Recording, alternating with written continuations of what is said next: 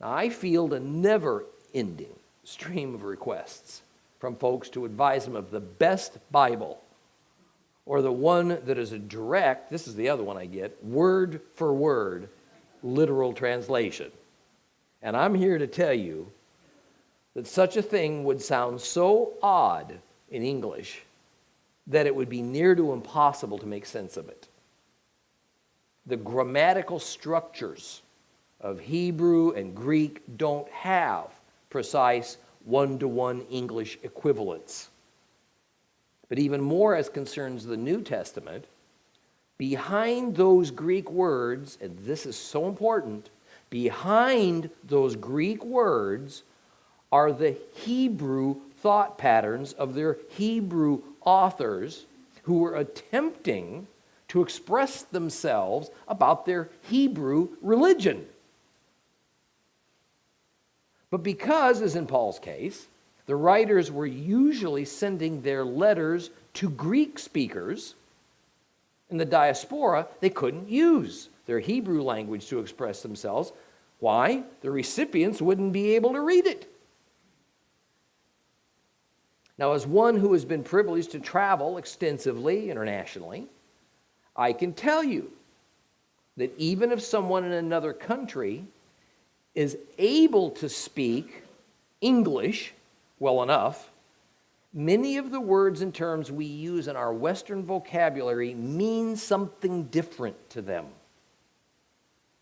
And that's because the terms and the words that we use have a direct relationship to our particular culture.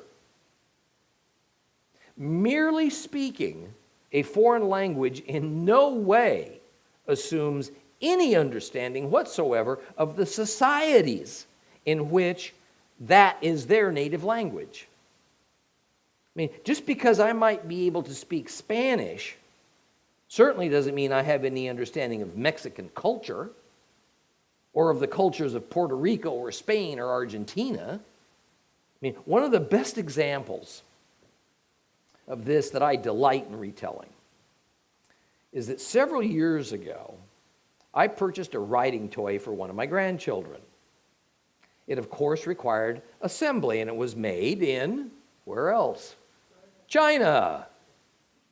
So the English assembly instructions were written by English-speaking Chinese.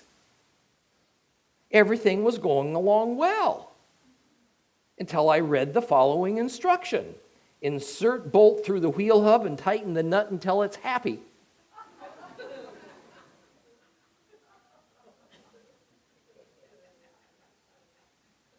Happy?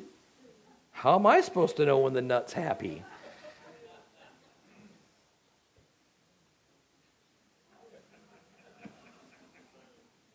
In English,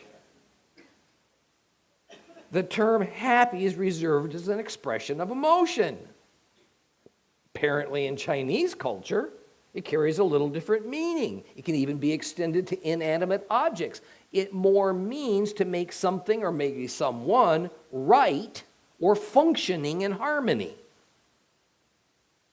So, the reason for the existence of the scores of different Bible versions in English alone has to do with what choices a particular Bible translator or board of Bible editors made about how to define certain Greek or Hebrew words. And since almost all translators are beholden to one denomination or another, they quite naturally use words that best uphold their theological beliefs.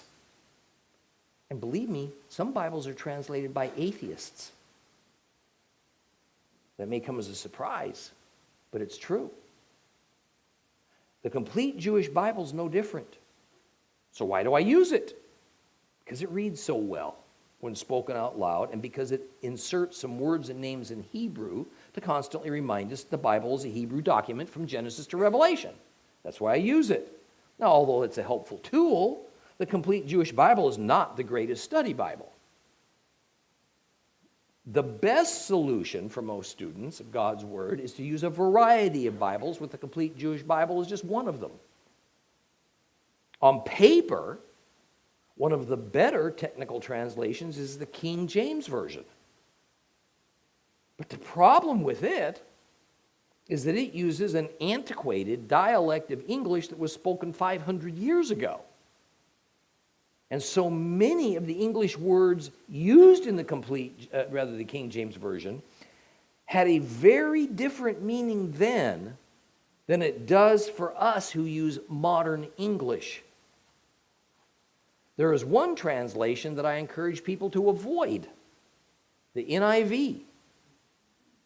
It is clearly an agenda-driven Bible that will add or delete words and phrases and portions of verses to assure that its particular humanistic worldview is put forward. So with that, what is the better and more accurate translation? We started all this of Romans 1:17 than the complete Jewish Bible. We find it in the English Standard Version, the ESV, and it is spoken essentially this same way in many other familiar English Bible versions. And listen carefully to this, for in it the righteousness of God is revealed from faith to faith, as it is written, the righteous shall live by faith.